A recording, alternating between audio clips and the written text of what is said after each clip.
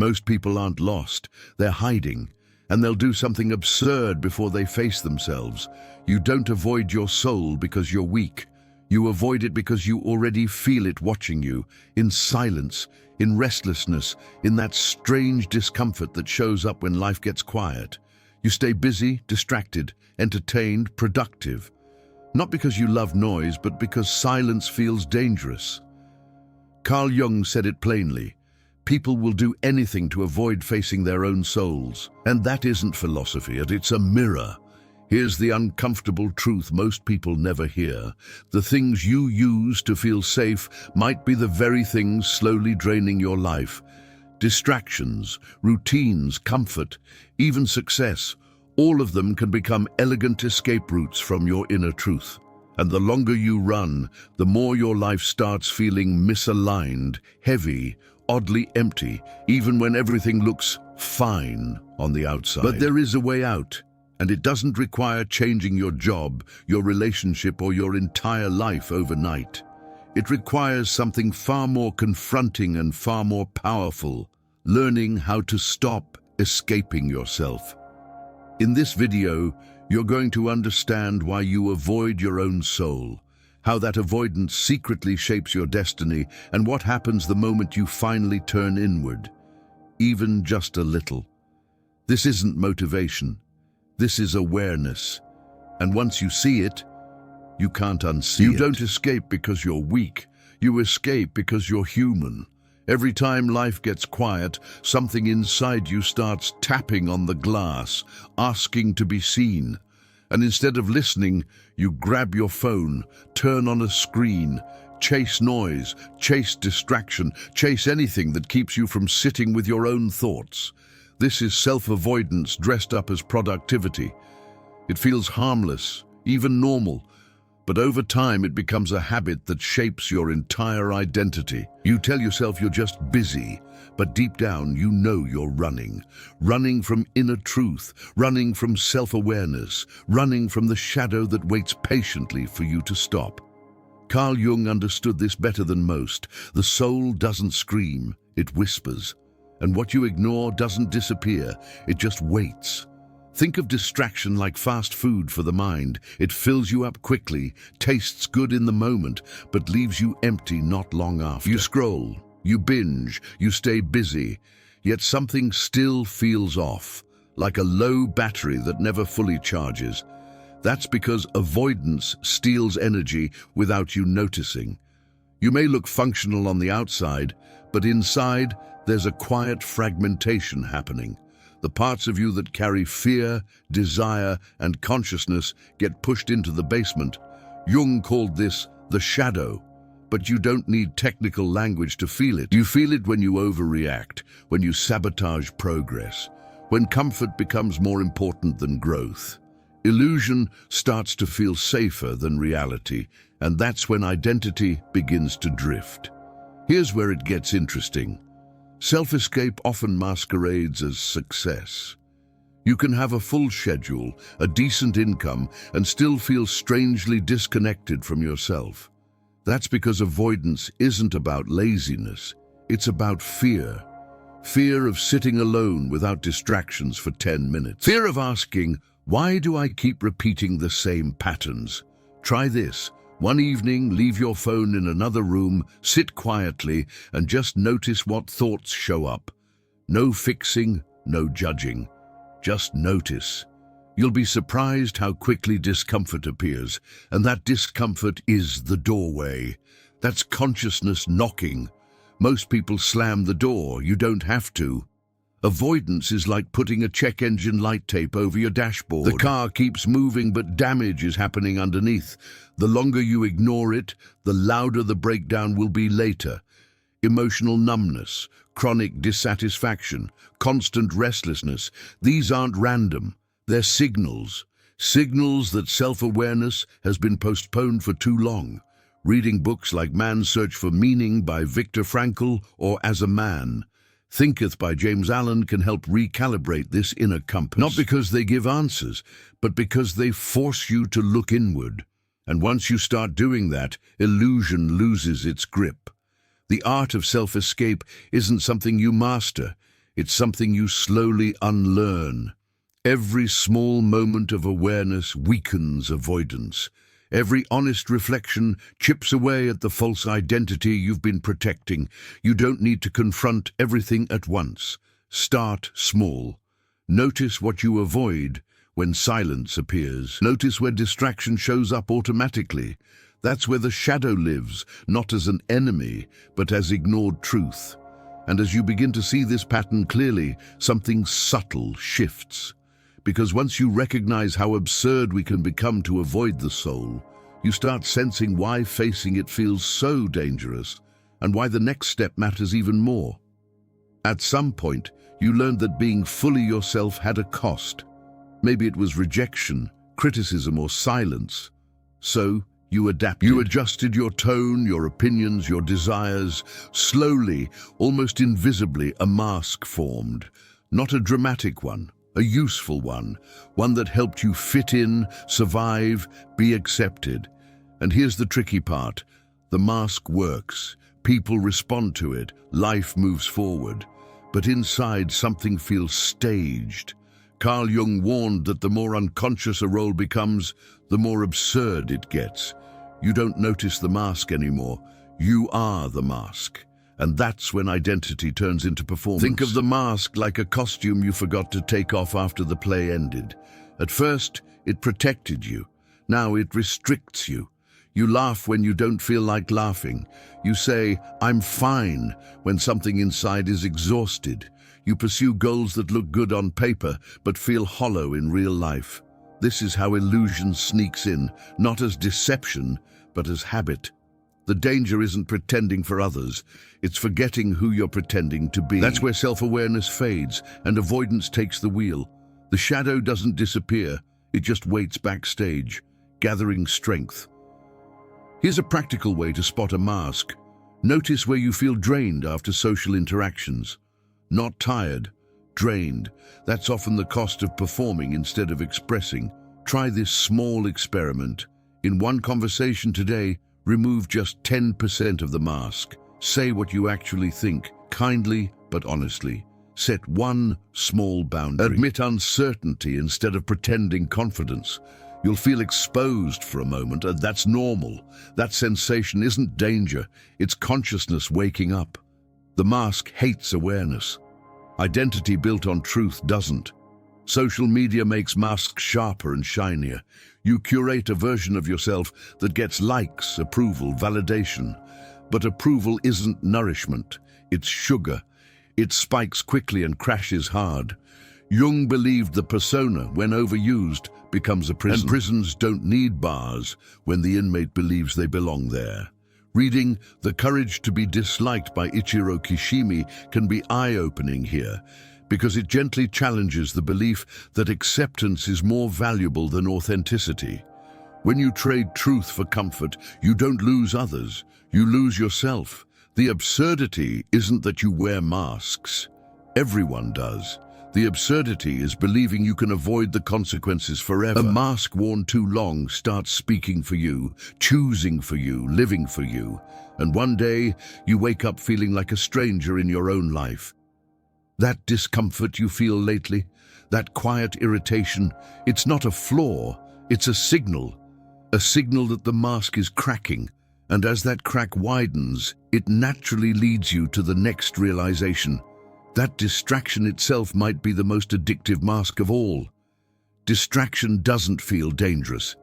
That's why it works so well. It slips into your life quietly, promising relief, entertainment, a break from thinking too much.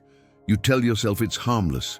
Just one more video, one more scroll, one more thing to stay occupied. But over time, distraction becomes a reflex. Silence starts to feel uncomfortable. Stillness feels wrong. The moment nothing demands your attention, something inside you stirs, and you shut it down fast. Carl Jung saw this clearly. When consciousness threatens to rise, avoidance rushes in to smother it. That's how distraction turns into a spiritual addiction. Unlike obvious addictions, this one gets rewarded by society. You're praised for being busy, reachable, constantly on. But the cost is subtle and cumulative. You lose depth, you lose patience, you lose the ability to sit with complex emotions without needing an escape hatch. It's like living on mental caffeine, always stimulated, never nourished. The shadow loves distraction because it keeps uncomfortable truths buried. And the longer they stay buried, the stronger they become. That's why anxiety often increases, even when life looks fine on the outside. Avoidance doesn't remove fear, it multiplies it. Try noticing when you reach for distraction. Is it boredom, loneliness, a vague sense of unease? That moment right there is gold. Instead of escaping immediately, pause for 60 seconds. Breathe. Ask yourself, what am I trying not to feel right now? You don't need an answer. Just the question weakens the addiction. Journaling for 5 minutes without filters can be powerful here. Write exactly what's in your head, messy and unpolished. Books like Digital Minimalism by Cal Newport can also help you reclaim attention, not by force, but by intention. Awareness is always the first crack in illusion. Think of distraction like a noisy roommate who never lets you sleep. At first, you tolerate it, then you depend on it. Eventually, you forget what rest feels like. Inner rest comes from facing yourself, not from running away. When you remove distraction, even briefly, the soul steps forward. And yes, it can feel awkward, emotional, even frightening. That doesn't mean something's wrong. It means something real is happening. Jung believed that what we most need to confront often appears as what we most want to avoid. That's not coincidence. That's psychology meeting truth. Breaking free from distraction isn't about deleting apps or moving to the mountains. It's about reclaiming choice. You decide when to engage and when to step back. Start with small rituals. A morning without screens, a walk without headphones, a meal without scrolling. These moments train consciousness to stay present. And as presence grows, something unexpected happens. You begin to notice how often you've been numbing yourself. That realization naturally leads to a deeper question. Why does the soul itself feel so threatening when it finally gets your attention? The soul feels dangerous because it doesn't lie to you. It doesn't flatter, negotiate, or soften the truth. When you finally slow down enough to hear it, it shows you who you've become, not who you pretend to be. And that moment can feel like standing under a harsh light, exposed and vulnerable. That's why most people avoid it. Not because they're broken, but because truth threatens the structures they've built to feel safe. Carl Jung understood that the soul isn't gentle when ignored. It waits, and when it speaks clearly. Self-awareness isn't comforting at first. It's confronting. Think of the soul like a mirror you've covered for years. You know it's there, but you've learned to walk past it without looking. Lifting that cover can feel shocking. You might see regret, fear, wasted time, or unlived potential staring back at you. And the mind panics because illusions start to crack. Avoidance rushes in to restore order. You're overthinking. Now's not the right time. Everyone lives like this. These are not truths. They're defenses. The shadow uses them to stay hidden, because once seen, it loses its power. Here's the paradox. The soul feels dangerous not because it wants to destroy you, but because it wants to change you. Change threatens identity. If you admit you're unhappy, you might have to act. If you admit you're misaligned, you might have to let go. That's terrifying, but try this gently. Ask yourself one honest question at the end of the day. Where did I betray myself today? No judgment, just observation. That single practice builds consciousness without overwhelm. Over time, truth becomes less threatening and more grounding. The danger fades as clarity grows. Many people fear that facing the soul will lead to collapse, emotional chaos, loss of control, instability. In reality, the opposite is often true. What collapses isn't you, but the illusion you were using to survive. Reading something like The Untethered Soul by Michael A. Singer can help here, because it reframes inner experience not as a threat, but as information. When you stop fighting your inner world, it stops attacking you. The soul doesn't want drama, it wants alignment, and alignment brings a quiet strength most people never experience. Once you realize the soul isn't your enemy, a deeper fear surfaces. The fear of responsibility, because if you see, you can't unsee. If you know, you can't pretend anymore. And that awareness creates pressure to live differently. That's why the soul felt dangerous in the first place. Not because it would ruin your life, but because it might ask you to stop living on autopilot. And that realization naturally leads you to question another comforting illusion you've been holding on to, the belief that something outside you will eventually save you. At some point you were taught, subtly or directly, that relief would come from the outside. A new relationship, a better job, more money, the right routine, the perfect belief system. And so you wait. You keep going, half present, half hopeful, telling yourself that soon something will arrive and fix the tension you feel inside. Carl Jung saw this pattern clearly. When inner work feels overwhelming, the mind projects salvation outward. It's easier to chase solutions than to face the soul, but the chase never ends because the problem was never out there. External solutions work, briefly. They're like painkillers for a deeper wound. You feel better for a while, then the ache returns, sometimes stronger than before. That's when avoidance deepens. You tell yourself you just chose the wrong thing, not that you're looking in the wrong direction. This is how illusion stays alive.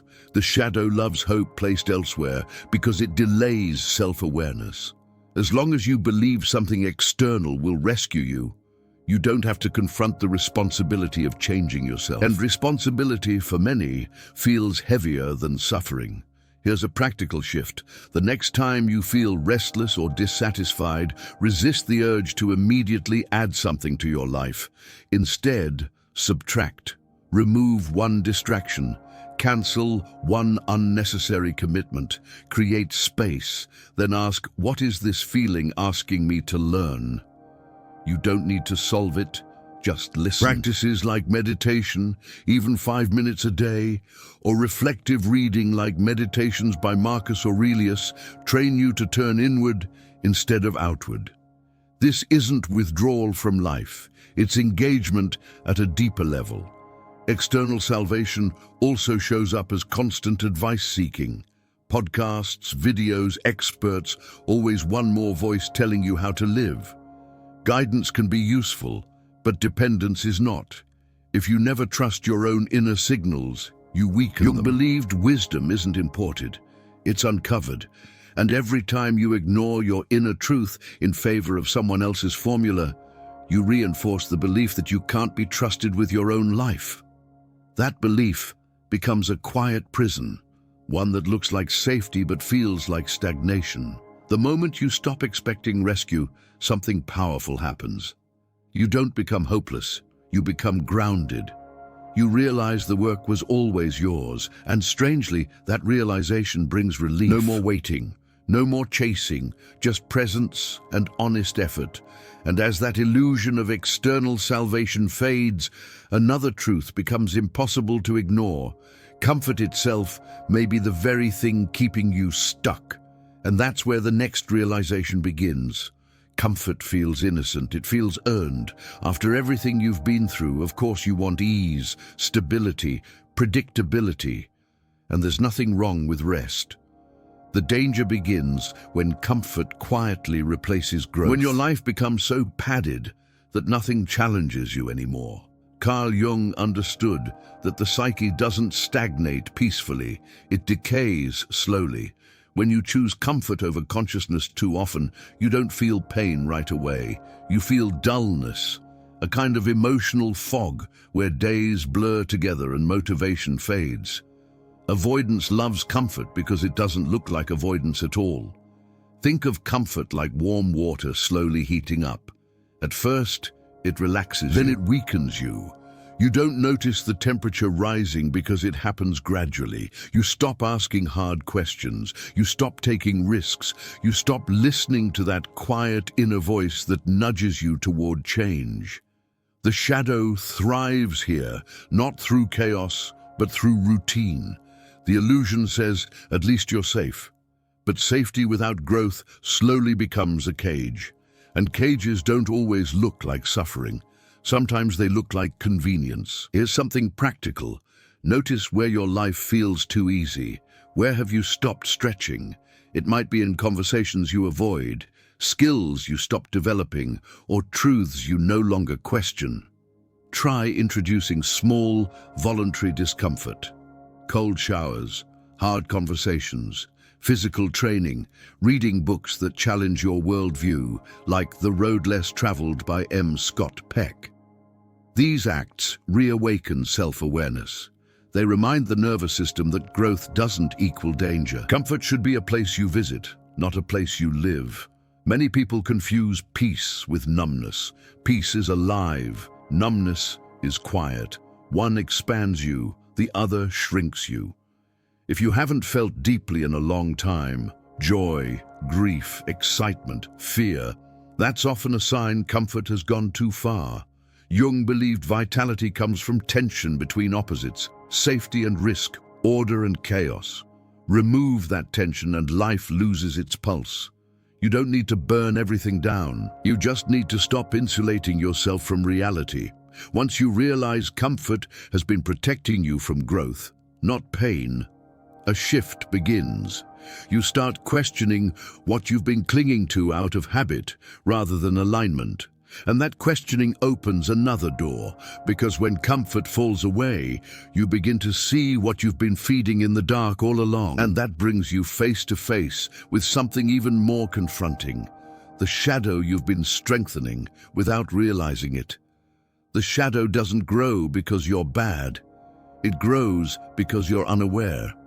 Every time you avoid a feeling, suppress a thought, or deny a desire, you feed it. Quietly, consistently, you tell yourself you're being mature, rational, controlled.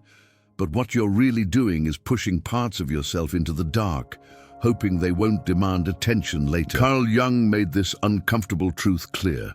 What you refuse to face doesn't disappear, it gains autonomy. And the shadow doesn't knock politely. It shows up in your reactions, your relationships, your self-sabotage. Think of the shadow like a neglected child locked in a room. At first it cries, then it gets angry. Eventually it finds its own ways to be seen. Sudden outbursts, passive aggression, jealousy that surprises you, patterns you swore you were done with. This isn't randomness, it's accumulation. Avoidance always charges interest. The more self-awareness you delay, the more power the shadow gathers. And here's the irony. The traits you dislike most in others are often reflections of what you've disowned in yourself. That's not coincidence. That's projection doing its job. Here's a grounded way to work with this. The next time someone irritates you intensely, pause and ask, what part of me is being touched here? Maybe it's your own unexpressed anger. Maybe it's your fear of being seen as weak. Journaling these moments can be incredibly revealing. Write down what triggered you and why. No self-judgment, just observation. Books like Owning Your Own Shadow by Robert A. Johnson can help guide this process, not by shaming you, but by teaching you how to integrate what you've been avoiding. Integration, not elimination, is the goal. Feeding the shadow doesn't always look dark or dramatic. Sometimes it looks polite, people-pleasing, over-functioning, always being the strong one. These behaviors are often praised, which makes them harder to question. But beneath them lives resentment, exhaustion, and a quiet sense of being unseen. The illusion tells you you're doing the right thing. Consciousness asks a harder question. At what cost? The shadow grows strongest where truth is sacrificed for approval. And approval, as you've seen before, is a poor substitute for alignment. The moment you start seeing the shadow clearly, it stops feeling monstrous and starts feeling familiar, human, misunderstood. That's when power shifts back to you. Awareness weakens compulsion. Choice replaces reaction. And as the shadow loses its grip, another illusion begins to crumble. The belief that illusions themselves are keeping you safe. That realization pulls you naturally into the next layer of this journey, where safety and illusion finally come face to face. Illusions don't announce themselves as lies. They arrive as relief, as routines that make life manageable, as beliefs that explain away discomfort. You tell yourself, this is just how things are, and for a while, that story works. It lowers anxiety, it gives structure. But Carl Jung understood something unsettling. What feels safest is often what keeps you asleep. Illusion isn't about being wrong. It's about being protected from seeing too much too soon. And the longer you rely on it, the harder it becomes to tell safety from stagnation. Think of illusion like a perfectly climate-controlled room. Nothing challenges you there. No storms, no sharp edges, no surprises. But nothing grows either. Over time, you adapt to the artificial air and forget what fresh oxygen feels like. You stop questioning roles, routines, and beliefs that no longer fit. The shadow stays quiet, not because it's healed, but because it's contained. Avoidance loves this kind of order. It keeps life predictable while quietly draining meaning.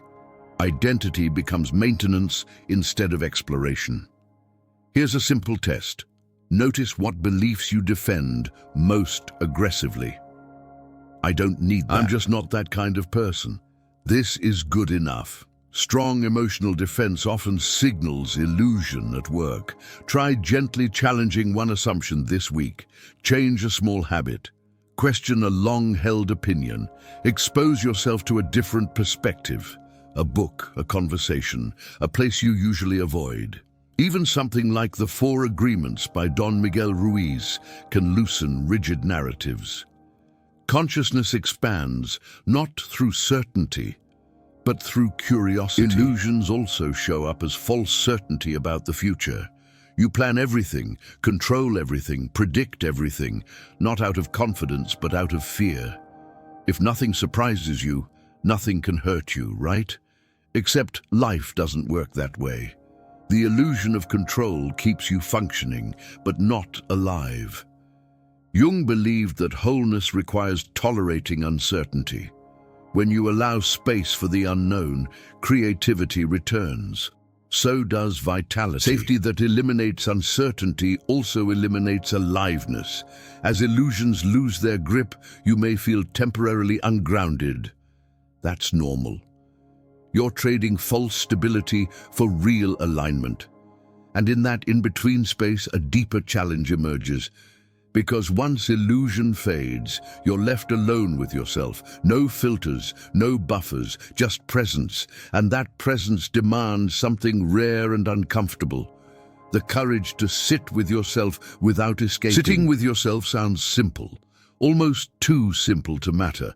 But in practice, it's one of the rarest skills in modern life. The moment everything goes quiet, discomfort rushes in. Thoughts you've postponed line up at the door. Feelings you've numbed start clearing their throats, and instinctively you reach for distraction. Carl Jung understood that solitude isn't empty, it's revealing. When you sit with yourself without escaping, you come face to face with who you've been avoiding. That's not weakness, that's courage in its rawest form. Think of this moment like sitting alone in a dark theater before the movie starts. The silence feels awkward at first. You shift in your seat. You wonder if you should leave. But if you stay, something powerful happens. Your eyes adjust. Shapes emerge. Meaning appears. Avoidance keeps you running from this adjustment period. Consciousness asks you to stay just a little longer. Because clarity doesn't arrive with noise. It arrives after stillness has done its work. Here's a grounded practice you can actually use. Set a timer for 10 minutes. Sit somewhere quiet. No phone, no music, no agenda. When thoughts arise, and they will, don't chase them and don't fight them. Just notice. This isn't meditation for enlightenment. It's training for self-awareness. Over time, you'll notice patterns, repeated worries, old regrets, unspoken desires. That's valuable information. Writing these insights down afterward helps integrate them. Even reading something like The Power of Now by Eckhart Tolle can support this practice, not as an escape, but as a companion. Many people fear that sitting with themselves will unleash chaos. But chaos usually comes from suppression, not attention. When you give emotions space, they soften. When you allow thoughts to surface, they lose urgency. The shadow thrives on avoidance, not observation. Jung believed that bringing the unconscious into awareness is what transforms it. Sitting with yourself doesn't make you fragile, it makes you resilient. You stop being surprised by your own inner world, and surprise is where fear often lives. As this skill deepens, something subtle shifts. You stop needing constant stimulation, you stop fearing silence, and in that quiet, you begin to sense the weight of something else, consequence. Because when you truly see yourself, you also see where your life is headed if nothing changes. That awareness is sobering, and it naturally opens the final door in this journey. The realization that not looking inward always comes with a price. There is always a price, not immediately, not loudly, but inevitably. When you avoid looking inward, life doesn't punish you, it compensates. It redirects your path in subtle ways. You wake up one day feeling older than your years, tired without knowing why, restless even when things seem fine. Carl Jung believed that what remains unconscious does not stay neutral. It shapes your destiny from behind the scenes. When self-awareness is postponed, avoidance quietly takes control of your choices, and the cost shows up not as tragedy, but as a life that feels smaller than it should. Think of it like ignoring a slow leak in a boat. You keep rowing, telling yourself you'll deal with it later. The journey continues until it doesn't. Most people don't sink dramatically. They drift off course. Relationships feel shallow. Work feels mechanical. Days feel repetitive. The illusion says, this is just adulthood. Consciousness whispers, something essential is missing. The shadow thrives here because when you don't look inward, it makes decisions for you, who you tolerate, what you settle for, how much of yourself you suppress to keep things comfortable. Here's a hard but freeing truth. Whatever you don't choose consciously, you choose unconsciously. If you don't decide what matters, distractions will decide for you. If you don't define your values, circumstances will. A simple practice can interrupt this pattern. Once a week, ask yourself, if I keep living exactly like this for 5 years, where will I end up? Write the answer honestly, not to scare yourself, but to wake yourself up. Reading Man and His Symbols by Carl Jung can deepen this reflection because it reveals how unseen forces guide behavior when awareness is absent. The price of not looking inward is also paid emotionally. Resentment builds, regret accumulates. You may become cynical, not because life failed you, but because you never fully met it. The illusion of safety fades with time, leaving behind a quiet grief for the person you might have been. Jung didn't see this as a moral failure, but as a psychological one, a refusal to engage with the soul's call toward wholeness. And the longer you delay that engagement, the louder the call becomes. But here's the part most people miss. Realizing the price is not a sentence, it's an invitation. Awareness changes the equation immediately. The moment you see the cost, you regain choice. You don't need to fix your entire life. You just need to stop running from it. And as that realization settles in, something inside you begins to shift, not toward fear, but toward responsibility, the kind that doesn't crush you, the kind that quietly prepares you for the first honest step forward. Now, the question isn't whether you escape, it's how long you'll keep doing it. Because everything you just heard points to one truth most people spend their entire lives avoiding. Nothing changes until you decide to look inward. Not someday, not when life slows down, now. Awareness doesn't ask for perfection, it asks for honesty. And honesty is already a radical act in a world addicted to distraction. So let me ask you something, and don't answer quickly. What part of yourself have you been running from lately? What truth do you already know but keep postponing? And if you keep living exactly the way you are today, who will you become in 5 years? You don't need a dramatic transformation. You need a conscious one moment of silence instead of distraction, one honest reflection instead of avoidance, one decision to face what's uncomfortable instead of numbing it. That's how real change begins, quietly, internally, and powerfully. If this message resonated with you, don't let it fade into just another video you watched and forgot. Sit with it, save it. Share it with someone who feels lost but can't explain why. And if you're ready to keep exploring the depths most people avoid, subscribe to the channel Mind's Silent Echo and turn on notifications. This is where we confront the unseen, uncover the hidden, and learn to live with awareness, not illusion. Your soul has been waiting long enough.